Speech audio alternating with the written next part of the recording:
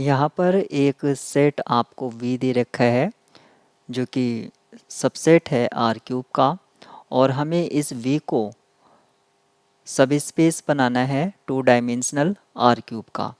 तो सबसे पहले हम रिकॉल कर लेते हैं कि आर क्यूब के जो सब स्पेस होते हैं वो कौन कौन होते हैं। एक तो ट्रिवियल सब स्पेस होता है, यानी कि जिसमें ज़ीरो एलिमेंट कंटेन करता है। दूसरा आपका होता है single line passing through origin, single line passing through origin. और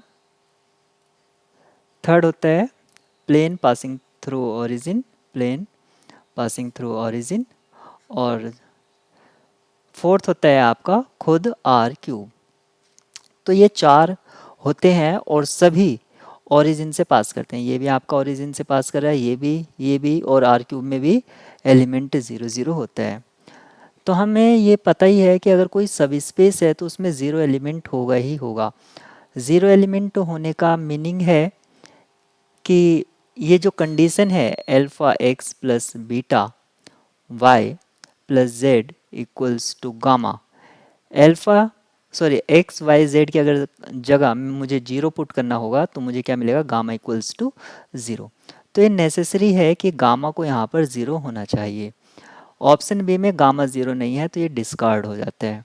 बाकी में देखेंगे आपका ए सी और डी में गामा ज़ीरो है। अब टू डायमेंशनल सबस्पेस होने के लिए यहाँ पर टू डायमेंशनल का मीनिंग है कि टू फ्री एंट्री होनी चाहिए, या तो आप ये कह दीजिए टू इंडिपेंडेंट चॉइसेस होनी चाहिए, independent choices of x and Y.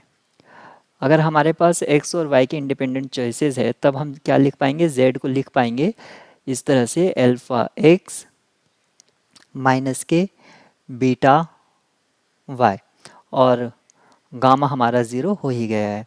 तो यहाँ पर आप देख सकते हैं एक्स और वाई इंडिपेंडेंट चॉइसेस हैं। क्योंकि हम ये जानते हैं कि इसकी जो डायमेंशन है वो पहले ही 2 दे दी है।